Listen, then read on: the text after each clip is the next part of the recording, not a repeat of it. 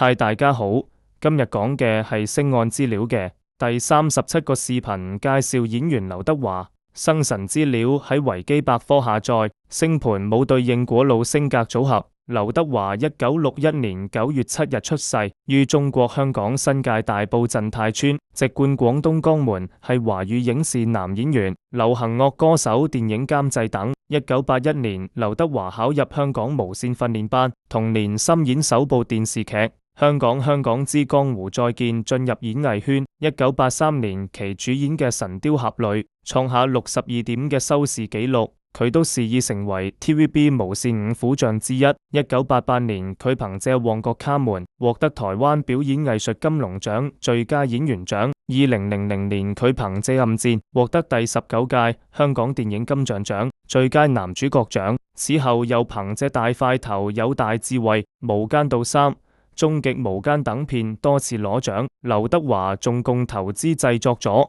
瘋狂的石頭》、《土姐》等多部片。音樂方面，1985年佢發行首張片《只知此刻愛你》。1990年佢憑借《可唔可以》等歌曲喺歌壇企定腳跟，獲得10大勁歌金曲最新受歡迎男歌星獎，並成為香港樂壇4大劍天王之一。佢《忘情水》、冰雨等眾多歌曲今為流傳。劉德華熱心慈善，1994年成立劉德華慈善基金會。2024年佢當選中國影協第11屆副主席。星岸將每個喺 YouTube、Facebook 同 Reels 更新，歡迎有興趣嘅朋友觀看。劉德華嘅視頻就講到呢處，多謝大家嘅收看。